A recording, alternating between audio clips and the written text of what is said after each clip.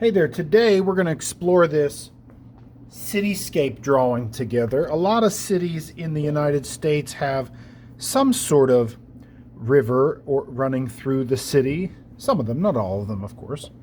Some cities are even near the coast. So sometimes when you're seeing the skyline of a city, you also see it against the edge of the water. And today we're going to draw a city skyline with water below. You'll see that we are using these abstract flowing lines, not really trying to draw realistic water, but some abstract flowing lines for the water. And then again in the sky, we'll use that same type of line. I'm sure you can tell here that I did not use a Sharpie marker on my sky lines, my abstract lines in the sky. There's a good reason for that. I think that if we had outlined the lines in the sky, it might take away from our dark city skyline. So we're going to avoid outlining those, and we'll plan to just color them next time. Today's class session will include the following things. We will invent some buildings here and create our skyline across the middle of the page. We will draw our flowing abstract water lines. We'll do the same type of line for the sky. We will darken, use a dark crayon, dark marker, Sharpie, colored pencil, whatever you've got will be fine. We will darken our city shapes. And then finally, we will outline the lines in the water. But you'll see we skipped that in the sky so that the city stands out. Hope that you're ready. I did try, I don't know if anyone has been to the city of Pittsburgh, I did try to show the building in downtown Pittsburgh that looks almost like a castle on the top. It has always been a building that I admire. I think it's the PPG building. And so I did try to include that. You see that I also did some futuristic looking buildings. And so try to include some interesting shapes in there. But you see on the side, I just simplified. And throughout there are also still just the basic rectangles of a building. Across the middle of your page, if you're ready, let's take a line across to begin. In the center of our city is where we wanted to put in a few buildings with some interesting shapes. So here is that one that I'm trying to show that sort of looks like the PPG building in Pittsburgh. Looks like it has a castle at the top. I did the one that had the sort of spaceship looking piece at the top. That one looked like this.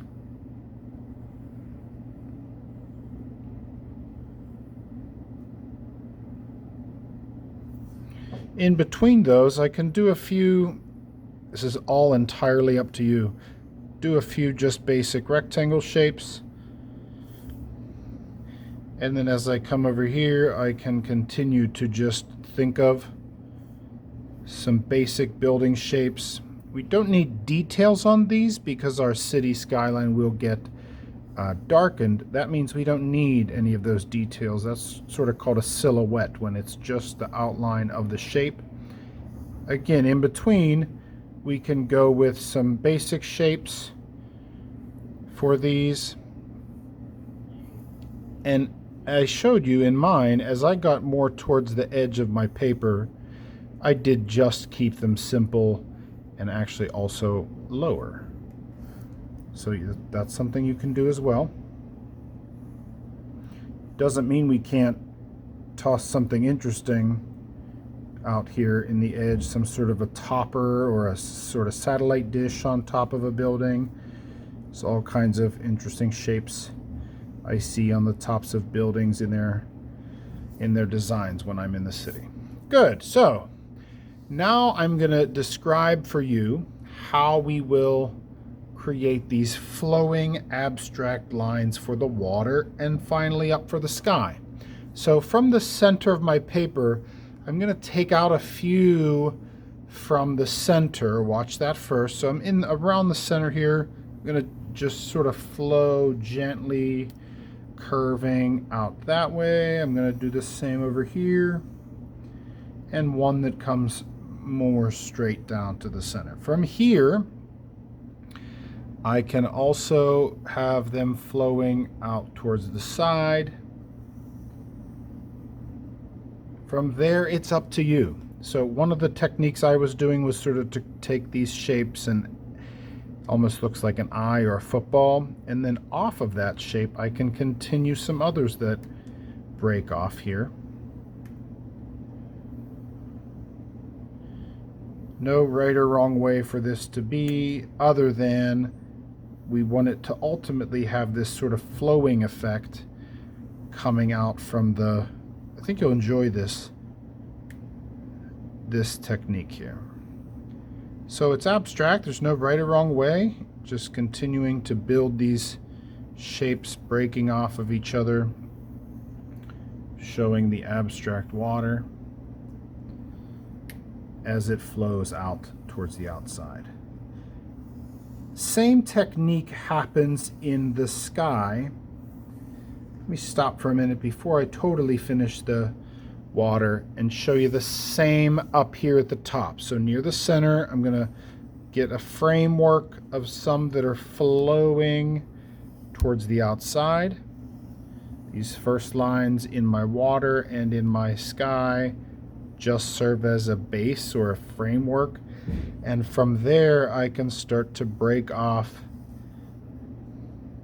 Up here it's going to sort of resemble some maybe flowing clouds or wind happening up here in the sky.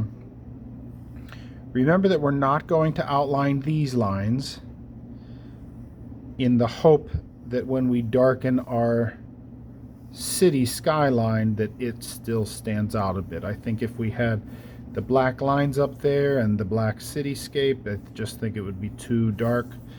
So that looks good to me. I didn't quite finish down here, so I'll do that before describing to you how this gets finished today. In our first class, we will just be drawing and outlining and darkening the city skyline. So let's come back to mine here.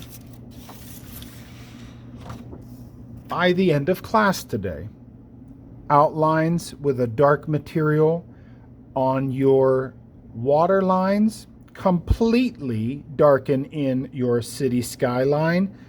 Do not outline up here for me. And next class, when we get together, I will show you that we'll be, just a little hint so you can look forward to this, up in the sky. As if it was a sunrise or sunset, we're going to once again break apart the warm and the cool colors for this project. So up in the sky, I'll be using these next class. Down in the water, I'll bring in my cool colors. So as you know, those will be the violets, blues. I'm going to exclude the greens on my water when I do that, but that's how I'll color the water. All of that will happen next class. You're looking at a finished example of what is expected of you today. So I hope you enjoy this city skyline against the water with abstract flowing lines for the water. Have fun.